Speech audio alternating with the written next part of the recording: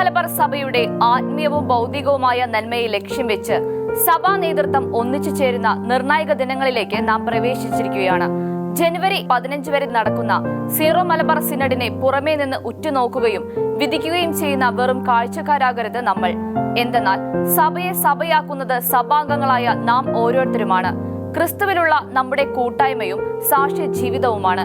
വിശുദ്ധ തോമാസ് ലീഹയിൽ നിന്ന് ലഭിച്ച അപ്പസ്തോലിക പൈതൃകത്തിന്റെ വിശ്വാസ ദീപം 2 സഹസ്രാബ്ദത്തിലേറെയായി കെടാതെ സൂക്ഷിച്ച സീറോ മലബാർ സഭയുടെ കെട്ടുറപ്പും വളർച്ചയും നമ്മുടെ പ്രാർത്ഥനാ വിഷയമാകണം.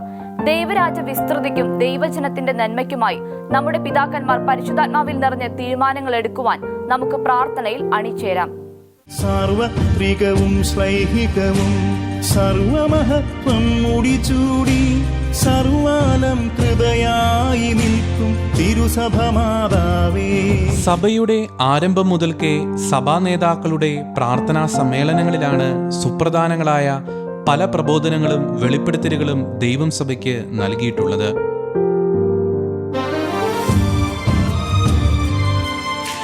രണ്ടാം വത്തിക്കാൻ കൗൺസിലിന്റെ പരിസമാപ്തിയോടനുബന്ധിച്ച് പോൾ 6 പാപ്പയായിരുന്നു ബിഷപ്പുമാരുടെ സിനഡുകൾക്ക് രൂപം നൽകിയത്. പരിശുദ്ധാത്മാവിന്റെ മാർഗനിർദ്ദേശപ്രകാരം ദൈവജനത്തിന്റെ ശബ്ദമാകുന്ന അവിടുത്തെ ഉപകരണങ്ങളാകണം സിനഡുകളെന്ന് പോൾ 6 പാപ്പ അന്ന് വ്യക്തമാക്കിയിരുന്നു.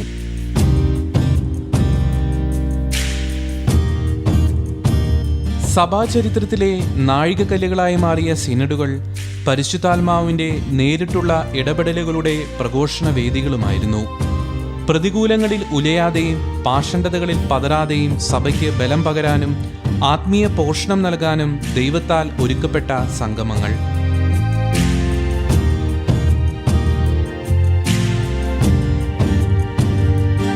വിശുദ്ധ തോമാസ് ലീഹായുടെ പ്രേക്ഷിത പ്രവർത്തനങ്ങളുടെ ഫലമായി കേരളത്തിൽ രൂപം കൊണ്ട പൗരസ്ത്യ കത്തോലിക്ക സഭയായ സീറോ മലബാർ സഭയിൽ ഇന്ന് 4 ദശലക്ഷത്തിലേറെ വിശ്വാസികളാണുള്ളത്.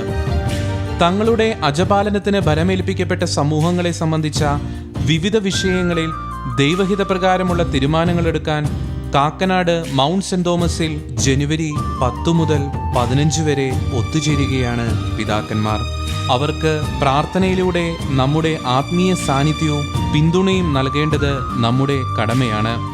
വ്യക്തി താല്പര്യങ്ങൾക്കോ മാനുഷിക ചിന്തകൾക്കോ മുൻഗണന നൽകുന്നതായി മാറരുത് സിനഡുകൾ. മറിച്ച് ദൈവഹിതം എന്തെന്ന് തിരിച്ചറിയുകയും അതിനായി ഏകമനസ്സോടെ നിലകൊള്ളുകയും ചെയ്യുന്ന പരിശുദ്ധാത്മാവിന്റെ ആലോചനാ വേദികളാകണം.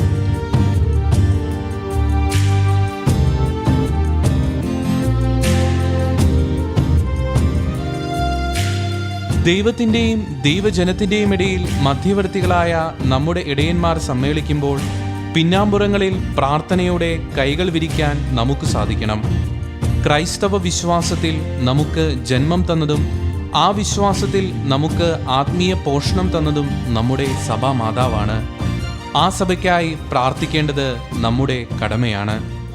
സ്വർഗം വിതറും സൗന്ദര്യത്തിൽ കറയില്ലാതെ വിളങ്ങിടാം ആദി മുതൽക്കെന്നതുപോലെ സഭയെ നയിക്കണയാത്മാ.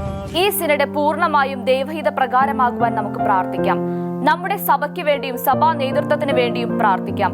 ദൈവസ്നേഹത്തിലും ജ്ഞാനത്തിലും നിറഞ്ഞ് സിനഡ് തീരുമാനങ്ങൾ കൈക്കൊള്ളുവാൻ, സഭാ പ്രവർത്തനങ്ങളിൽ കൂടുതൽ തീഷ്ണതയും ജ്വലനവും കൈവരാൻ, സഭ നേരിടുന്ന പ്രതിസന്ധികളെയും വിമർശനങ്ങളെയും ക്രൈസ്തവ ദർശനത്തോടെ നേരിടാൻ, നമ്മുടെ സഭയുടെ വിശുദ്ധിയും വിശ്വാസ പൈതൃകവും കാത്തു സൂക്ഷിക്കാൻ, സഭയുടെ മിഷൻ പ്രവർത്തനങ്ങൾ പൂർവാധികം ശക്തവും ഫലപ്രദവുമാകാൻ സഭാ മക്കളായ നമുക്ക് പ്രാർത്ഥനയിൽ ഒന്നുചേരാം.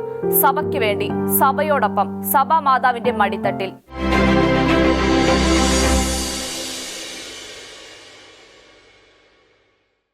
സാർവത്രികവും ശ്ലൈഹികവും സർവമഹത്വം മുടിചൂടി സർവാലം കൃതയായി നിൽക്കും തിരുസഭമാതാവേ.